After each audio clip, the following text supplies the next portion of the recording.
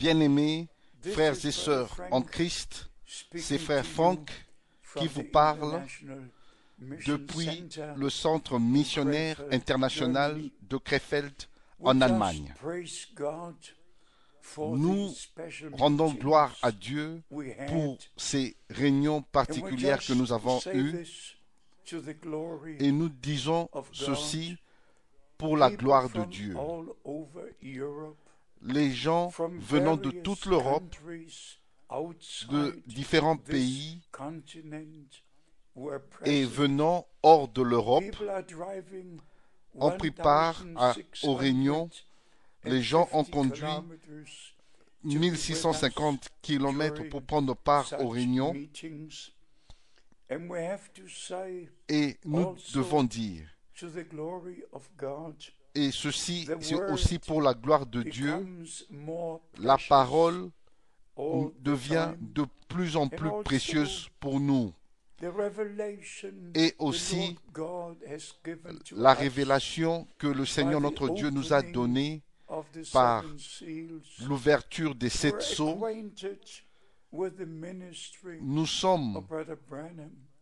Nous savons, nous connaissons le ministère de Frère Branham, nous connaissons la parole promise de Dieu pour ce jour. Mais maintenant, nous prenons part à ce que Dieu est en train de faire maintenant. Et ceux qui connaissent le mandat de Frère Branham comprendront de la bonne manière ce qui lui avait été dit le 7 mai 1946, qu'il allait recevoir le don de la guérison divine afin que ce don puisse être manifesté aux nations de la terre. Ce don spécial de guérison a attiré l'attention à la parole de Dieu qui lui avait été révélée. Et déjà, en 1933, il fut dit à Frère Branham que le message qui lui a été donné précédera la seconde venue de Christ. Premièrement, une commission divine confirmée par Dieu dans plusieurs nations, partout où Frère Branham a prêché, et ensuite l'ouverture des 7 sceaux qui nous conduit directement dans le Saint des Saints où Dieu révèle sa parole. Et nous pouvons dire vraiment fidèlement que l'arche de l'Alliance nous a été ouverte.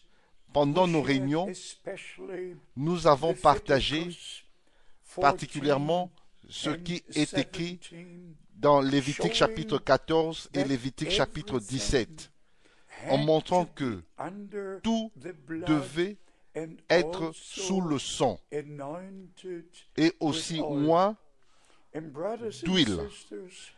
Et mes frères et sœurs, Frère Branham a parlé du signe. Il y a 2 prédications particulières sur ce sujet. Le signe. Au temps de Moïse, le signe était le sang, et avant que le sang puisse être mis sur le linteau des portes, l'agneau devait être sacrifié d'abord, et le sacrifice venait d'abord, et ainsi le sang était sur le linteau des portes. Et le Seigneur a dit, quand je verrai le signe, je vais vous épargner et rien ne va vous arriver. Les premiers-nés furent épargnés. Mes bien-aimés frères et sœurs, si vous lisez dans Lévitique chapitre 14, là, il y a quelque chose de très spécial qui est écrit. Le sacrifice devait être apporté à l'endroit que Dieu avait destiné.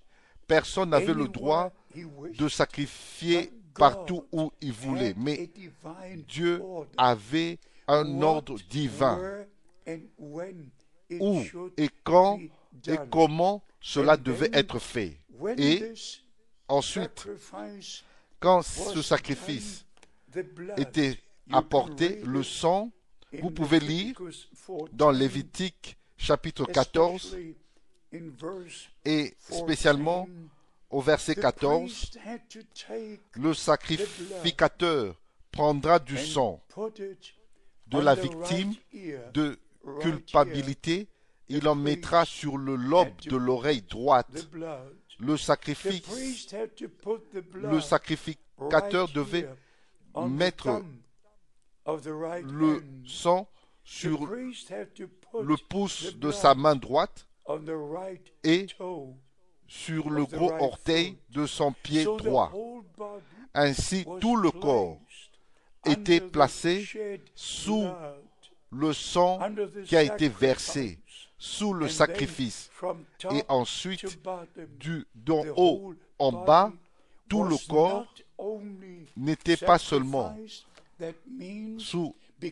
c'est pas seulement le sacrifice, mais c'était lui-même devenu un sacrifice au Seigneur. Vous ne vous appartenez plus.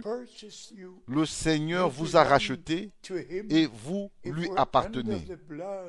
Si vous êtes sous le sang, nous ne nous appartenons plus, mais notre esprit, notre oreille, notre main, notre pied, tout ce que nous sommes, nous entendons, nous écoutons ce que l'Esprit a à dire à l'Église. Et nous faisons avec nos mains ce que la parole de Dieu dit. Et nous marchons sur les voies de la parole de Dieu. Dans les voies de la parole de Dieu. Et si nous continuons la lecture dans le même chapitre, au verset 28, la même oreille, le même pouce, le même orteil devait être oint, et c'était le signe, et ça c'était le signe, la marque que cette personne a été rachetée et cette personne est consacrée à Dieu Tout-Puissant. Le même corps qui avait été racheté est maintenant placé sous la conduite du Saint-Esprit. Frères et sœurs, nous ferons mieux de faire attention à prêter l'oreille à ce que l'Esprit a à dire à l'Église. Pas seulement une confession des lèvres, dire que j'ai le signe, j'ai l'onction, s'il vous plaît, tout doucement, retournez à la parole de Dieu. Examinez-vous si ce n'est que une confession des lèvres ou c'est une réalité. Est-ce que vous êtes un vrai enfant de Dieu? Est-ce que votre vie est sous le sang? Avez-vous reçu l'onction du Saint-Esprit? Êtes-vous baptisé du Saint-Esprit comme c'était au jour de la Pentecôte? Ainsi, mes bien-aimés, quand vous lisez dans Lévitique chapitre 17, comment le Seigneur avait donné l'ordre que personne ne devait apporter le sacrifice là où il voulait, mais devait venir à l'endroit que Dieu avait choisi. Et même ceux qui ne sont pas venus à l'entrée, dans l'entrée du lieu très saint, ils étaient sous la malédiction, même si ils avaient apporté leur sacrifice. Ça, c'est quelque chose de très important.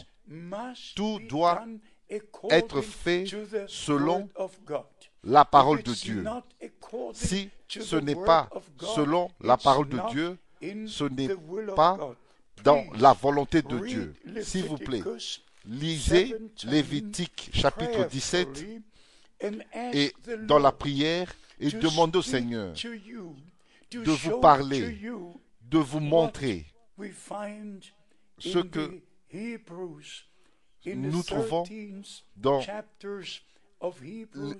l'épître des Hébreux au chapitre, dans les 13 chapitres, comment l'homme de Dieu dans le Nouveau Testament a montré comment Christ était loin, comment lui, en tant que le souverain sacrificateur, est entré dans le lieu très saint et comment il a donné la promesse et il a, je le répète, comme Jean-Baptiste l'a dit, moi je vous baptise d'eau, mais vous serez baptisés du Saint-Esprit.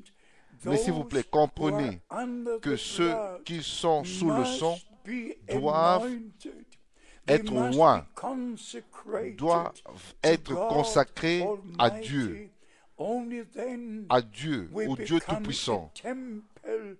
C'est seulement ainsi que nous devenons un temple du Dieu vivant. Ce n'est qu'ainsi que la puissance de Dieu peut être manifestée.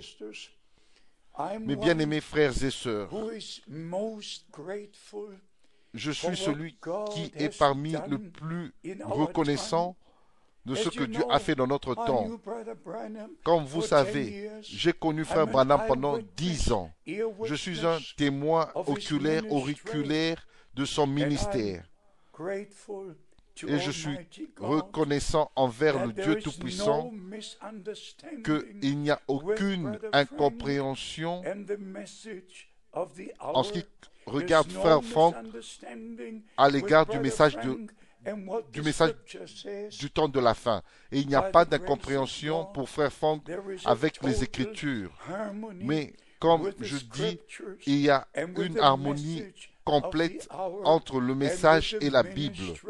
Et avec le ministère que Dieu m'a accordé, que j'ai apporté partout selon le mandat du Seigneur dans toutes les nations de la terre. Nous avons eu un week-end merveilleux, à peu près 1000 personnes rassemblées, plusieurs furent baptisés et le Seigneur a eu son chemin avec chacun. Que le Seigneur vous bénisse partout où vous êtes et qu'il soit avec vous. La venue du Seigneur est proche. Maranatha, le Seigneur vient bientôt. Que Dieu vous bénisse dans le saint nom de Jésus. Amen.